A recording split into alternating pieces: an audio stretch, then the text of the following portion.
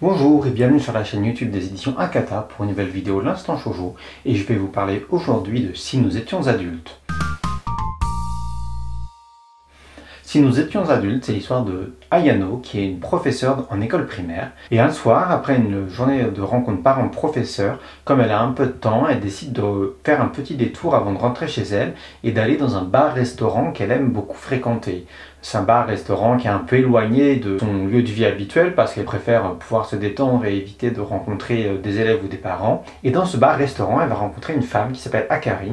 Et très vite, elles vont avoir une petite étincelle entre elles. Pendant la soirée, suite à l'alcool, tout ça, elles vont s'embrasser. Et il s'avère qu'elles vont laisser passer l'horaire du dernier train. Du coup, Ayano va passer la nuit chez Akari. Très vite, les deux femmes sont attirées l'une par l'autre et il y a quelque chose qui commence à naître entre elles. Simplement, Ayano n'a pas tout dit et elle n'est peut-être pas aussi disponible qu'elle le laisse paraître. Alors, je ne vais pas vous en dire beaucoup plus sur l'histoire en elle-même parce que, comme vous pouvez vous en douter là, on va la faire d'abord en prépublication numérique. Et c'est vrai qu'un des plaisirs de la prépublication numérique, c'est de pouvoir découvrir chapitre par chapitre. Et à la fin de chaque chapitre, il y a un twist, ou quelque chose en tout cas pour vous donner envie de découvrir la suite. Et comme j'ai pas envie de vous gâcher cet effet de surprise, je vais pas aller plus loin dans l'histoire. Avant de détailler un petit peu l'histoire et son intérêt, je vais du coup parler de la mangaka parce que c'est quelqu'un qui est quand même très connu et qui est une référence au Japon et qui est donc Takako Shimura. C'est quelqu'un que vous avez déjà pu découvrir en français avec son manga Les Fleurs Bleues, qui avait été publié à l'époque au sein des éditions Asuka, qui sont devenues les éditions Kaze, et qu'ils avaient publié dans un label shoujo manga, alors que formellement, Les Fleurs Bleues, c'était prépublié au Japon dans le magazine Manga Érotique F, qui est du coup un magazine de manga seinen. Takako Shimura, elle est aussi surtout connue pour son manga Wandering Son. Bon, ça c'est son titre international et américain parce que ce manga-là, qui était publié au Japon dans le magazine Comic Beam, a été adapté en animé. Du coup, c'est vrai que ça l'a mis un peu sur le devant de la scène. Il faut dire aujourd'hui qu'elle a plus de 20 ans de carrière puisqu'elle a commencé justement dans les pages du magazine Comic Beam en 1997, sa carrière. Et depuis, elle a vraiment dessiné dans plein de magazines différents, des genres différents. Elle a dessiné pour Shueisha dans les pages du magazine Jump Kai. Elle a dessiné pour Shodensha dans le magazine Filiang. Elle a évidemment dessiné énormément pour Enterbrain dans les pages du magazine Comic Beam, et puis elle a aussi fait des Boys Love, des Yuri Manga, etc. Elle a une liberté de choix pour les histoires qu'elle veut dessiner, et en fait elle est très courtisée par les éditeurs.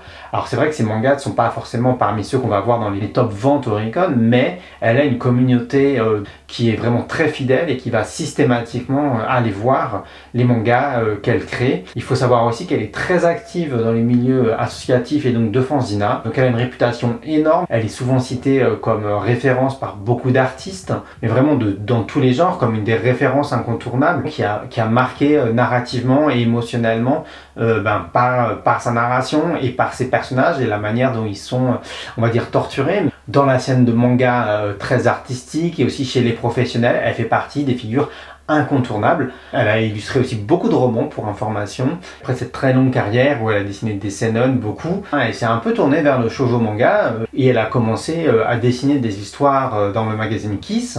Le magazine Kiss qui est un magazine de shoujo manga adulte, donc vous connaissez normalement très bien en France maintenant parce que c'est le magazine qui a prépublié Perfect World par exemple, mais aussi Princess Jellyfish, Mitsoko Attitude. Et dans les numéros hors série du magazine Kiss, il y avait aussi par exemple Adieu mon utérus.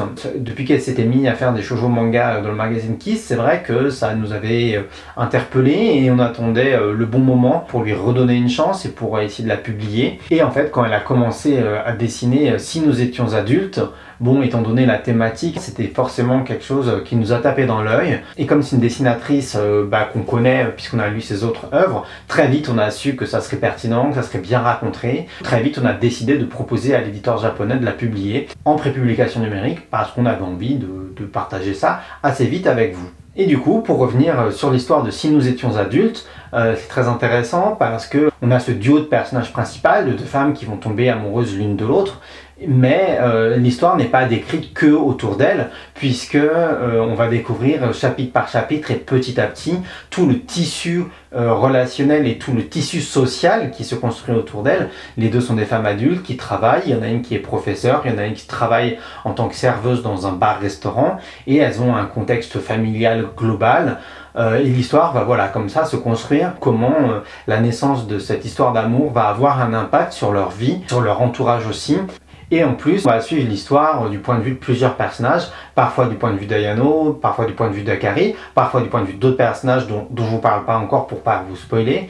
Mais en tout cas, on va découvrir le passé des héroïnes, mais aussi le reste, leur famille, un peu le contexte professionnel. À l'occasion de la publication de cette série-là au Japon, Takako Shimura a donné beaucoup d'interviews et je vais un peu reprendre les propos qu'elle a eu dans une qui était intéressant pour moi. Elle disait que voilà, là, Si nous étions adultes, elle met en scène des personnages adultes, mais quand elle fait quelque chose comme ça et qu'elle se centre sur une seule génération, très vite, elle a tendance à vouloir décrire quelque chose de plus réaliste et du coup, très vite, l'histoire prend une autre ampleur et en fait, elle va décrire les générations plus anciennes, mais aussi les générations en dessous. Et du coup, on a vraiment un vrai microcosme relationnel qui va être décrit et mis en scène. Et on va voir les frères, les sœurs, les parents, et ça donne une œuvre qui est absolument dense, très bien racontée et d'une finesse dont Takako Shimura a le secret. C'est vrai que quand on signe des mangas pour les proposer en prépublication numérique, il y a une vraie prise de risque, d'abord sur la manière dont la série peut se finir, de manière parfois peut-être un peu abrupte ou pas si elle n'a pas de succès au Japon, et puis aussi sur l'évolution de l'histoire, et sur des œuvres qui mettent en scène des personnages LGBT, il peut y avoir un vrai risque que derrière il y ait une fausse note ou un couac. Et l'avantage qu'on a justement avec une dessinatrice comme Takako Shimura, c'est qu'elle a une longue carrière et qu'elle est spécialisée dans ces thématiques-là, qu'elle les a souvent abordées dans de très nombreuses de ses œuvres. Comme je vous l'ai déjà dit, c'est un contrat de confiance entre nous en tant que lecteurs et aussi en tant qu'éditeur et une dessinatrice qu'on sait pertinente et qu'on sait loin justement de la fétichisation, du fantasme et qui globalement peut plaire à justement, à mon avis, tous les publics parce que elle fait partie de ces dessinatrices qui sait décrire des personnages ultra variés, comme je vous le disais, des adultes, il y a des personnages féminins, mais il y a des personnages masculins, il y a des personnes de génération plus âgées, il y a des personnages plus jeunes, et du coup on a une multitude de personnages qui vont tourner autour de ces deux héroïnes et qui donnent vraiment toute la densité et toute la pertinence de cet ouvrage-là. Maintenant, je vais vous parler un petit peu du choix du titre français. En japonais, c'est Otona ni nattemo, et donc ça veut dire même si on devient des adultes ou même si on est devenu des adultes.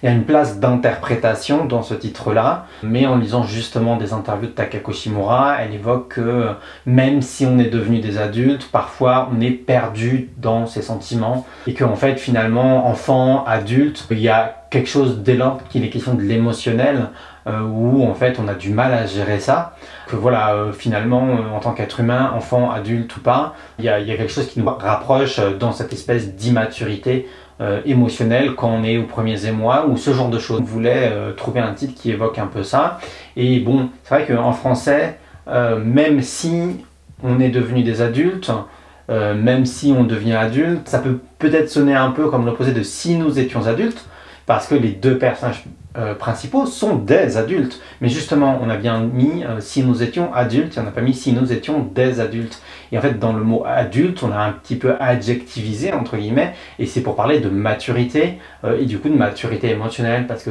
ces deux personnages principaux, quand elles entament leur relation, toutes les deux, elles sont perdues, ça chamboule un peu leur vie, ça chamboule l'équilibre de leur quotidien. Et du coup, elles se retrouvent vraiment à douter, à questionner, à remettre les choses en cause, un peu comme quand on est à l'adolescence et qu'on est perdu. Même si elles sont des adultes, elles ne sont pas tout à fait matures, entre guillemets. Ce titre nous semblait intéressant parce que en supprimant le D et en utilisant le mot adulte, non pas comme un nom commun, mais plutôt comme un adjectif, ça nous avait semblé être une bonne adaptation de ce titre-là. On est vraiment ravis de vous proposer un manga de Takako Shimura, d'abord en prépublication numérique, puis en format papier. J'espère que vous serez contents de pouvoir enfin la redécouvrir en français.